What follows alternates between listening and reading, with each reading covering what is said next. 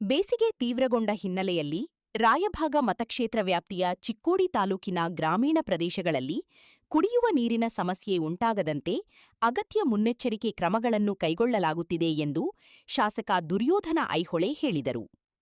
ತಾಲೂಕಿನ ಕಬ್ಬೂರ ಪಟ್ಟಣದಲ್ಲಿ ಸ್ಮಶಾನ ಕಾಂಪೌಂಡ್ ಹಾಗೂ ರಸ್ತೆ ಕಾಮಗಾರಿಗೆ ಚಾಲನೆ ನೀಡಿ ಅವರು ಮಾತನಾಡಿದರು.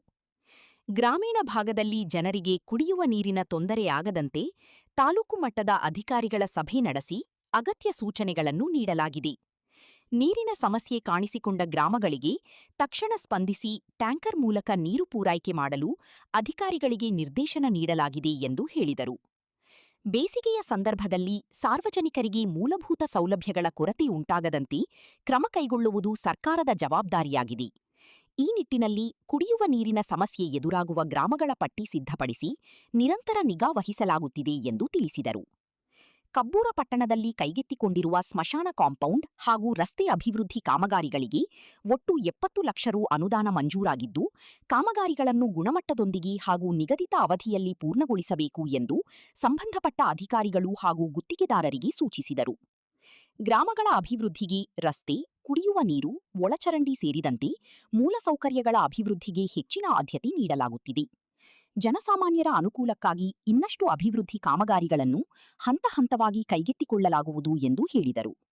ಕಬ್ಬೂರು ಪಟ್ಟಣದ ಆರಾಧ್ಯ ದೇವರಾದಂಥ ಮಲ್ಲಿಕಾರ್ಜುನ ದೇವರ ಪಾದಕಮಲಗಳ ಹಣಿಮಣಿದು ಹಾಗೂ ಗ್ರಾಮದ ಇನ್ನುಳಿದ ಎಲ್ಲ ದೇವಾನುದೇವತೆಗಳ ಪಾದಕಮಲಗಳ ಹಣಿಮಣಿದು ನಗರತಾನ್ 4ನೇ ಹಂತದಲ್ಲಿ 70 ಲಕ್ಷ ರೂಪಾಯಿ ಅನುದಾನದೊಳಗೆ SC ಸ್ಮಶಾನ ಕಂಪೌಂಡ್ ವಾಲು ಮತ್ತು ಗ್ರಾಮದಲ್ಲಿ ರಸ್ತೆ ಮತ್ತು ಚರಂಡಿ ಕಾಮಗಾರಿ ಒಟ್ಟು ಟೋಟಲ್ 70 ಲಕ್ಷ ರೂಪಾಯಿದ ಅನುದಾನದೊಳಗೆ ಇವತ್ತು ನಾವು ಕಬ್ಬೂರು ಪಟ್ಟಣದ ಹಿರಿಯರಾದಂಥ ಸುರೇಶಣ್ಣ ಬೆಲ್ಲದವರು ಮತ್ತು ಮಾಣಿಗಣ್ಣ ಹಂಜಿಯವರು ಮತ್ತು ಮಾದೇವಣ್ಣ ಜೀವಣಿಯವರು ಮತ್ತು AWE ಮತ್ತು ಚೀಫ್ ಆಫೀಸರು ಎಲ್ಲರೂ ಕೂಡ್ಕೊಂಡು ಇವತ್ತು ಭೂಮಿ ಪೂಜೆಯನ್ನು ನೆರವೇರಿಸಿದೆವು.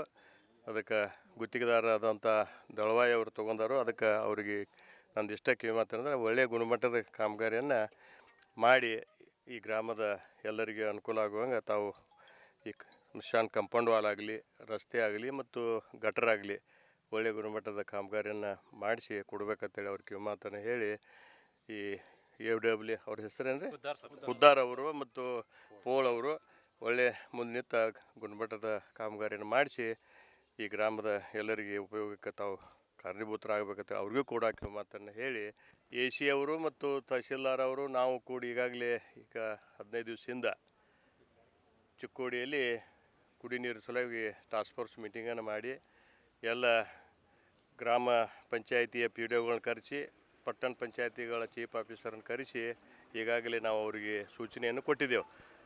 ಎಲ್ಲೆಲ್ಲಿ ನೀರಿನ ಸಮಸ್ಯೆ ಐತಿ ತಕ್ಷಣ ಟ್ಯಾಂಕರ್ ಮುಖಾಂತರ ನೀರನ್ನು ಕೊಡಬೇಕಂತೇಳಿ ಅಂದ.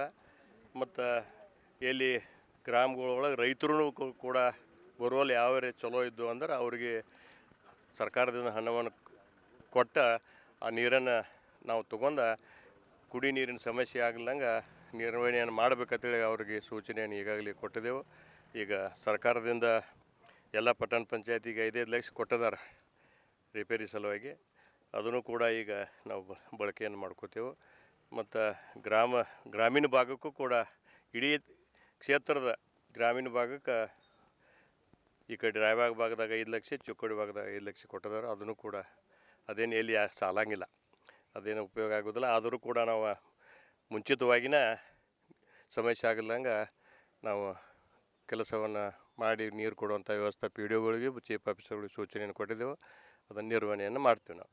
ಈ ಸಂದರ್ಭದಲ್ಲಿ ಸುರೇಶ ಬೆಲ್ಲದ, ಮಹಾನಿಂಗ ಹಂಜಿ, ಮಹಾದೇವ ಜಿವಣಿ, ಬಾಳೀಶ ಕುಕನೂರು ಸೇರಿದಂತೆ ಸ್ಥಳೀಯ ಮುಖಂಡರು ಹಾಗೂ ಗ್ರಾಮಸ್ಥರು ಉಪಸ್ಥಿತರಿದ್ದರು.